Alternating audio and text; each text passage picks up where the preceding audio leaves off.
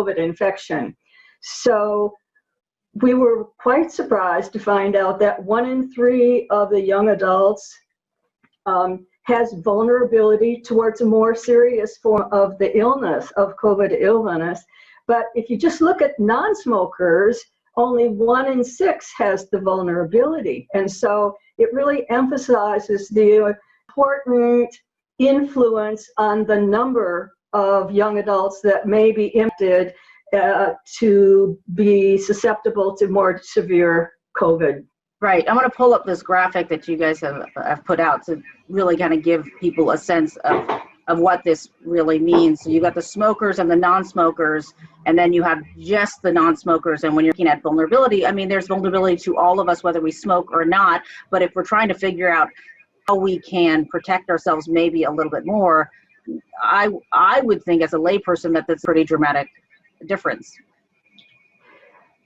Yes, that's pretty clear. I think it's pretty clear. This graph tells the whole story in the sense that, you know, if you're smokers in the smoking group, you have a 1 in 3 risk, versus in the non-smoker group, you reduce your risk by half.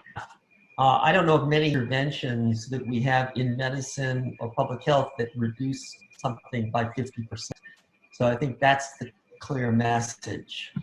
Yeah, I mean, is there, you know, when you're talking to young people, is there anything in the study that gave us an indication of saying, okay, if you are a smoker right now, or you vape or do electronic cigarettes right now and you stop, like going back to if you're a young person calling your doctor or trying to find a doctor now if you don't have one, because I think a lot of young people don't have doctors that they see, you know, does that protect me more?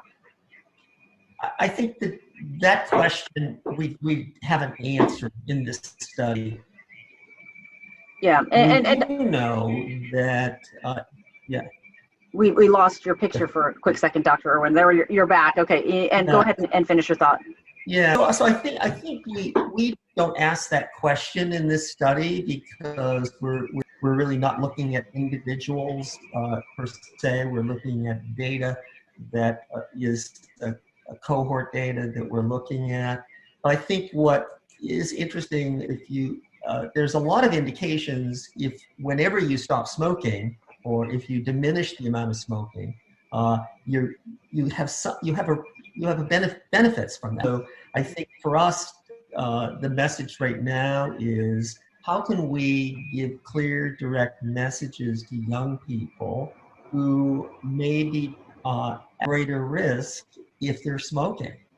Right, and have that be backed by actual numbers and that was a very clear graph to me when I saw it of saying, you know, where do you want to be in terms of lowering your percentage? You know, Dr. Adams, you talked about surprises. Were there other surprises in this study when you're taking a look at it, and things that, you know, it does make sense to me, just, you know, in a common sense way of anything that you're breathing in a disease that affects, you know, our lungs and things like that, that would be, you know, a very, you know, big risk factor. Were there any other surprises for you? Well, there was one interesting finding that I think is worth mentioning, and that is when you look at the full sample of both smokers and non-smokers together, actually what you do see is that individuals in lower income settings and individuals with less or no insurance have higher smoking rates. So when you look at the whole sample, you see that those individuals have higher vulnerability.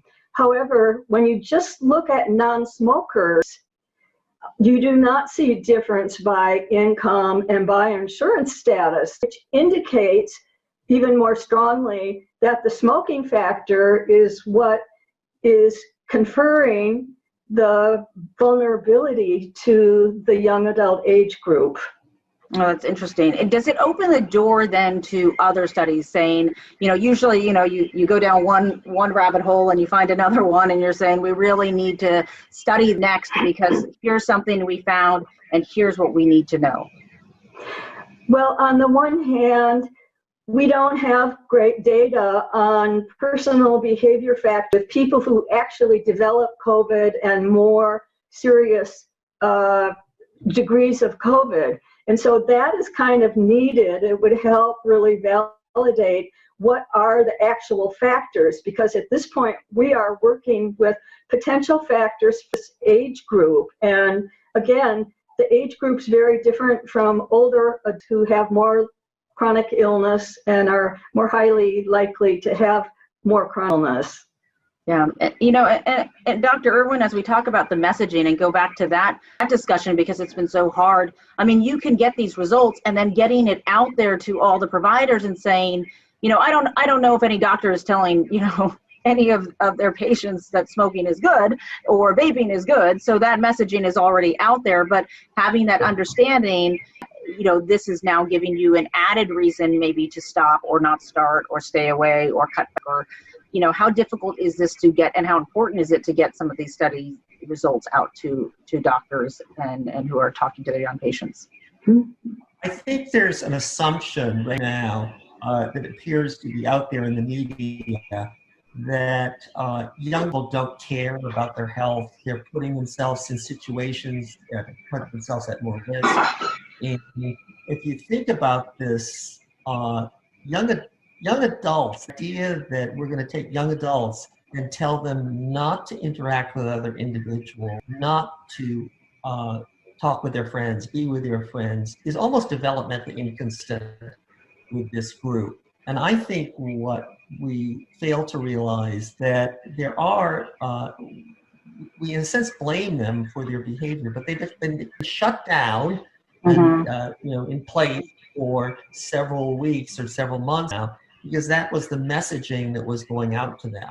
I think now is a time that we have to be a little bit different and really say, okay, we understand they may be engaging in situations that we don't think are healthy. We need to give that message to them, number one. Number two, we have an added clear message to say to them that you have every reason now to try to cut down on your smoking or not initiate smoking. And I think clear, direct messages from public health individuals and clinicians can make a difference in young people's lives.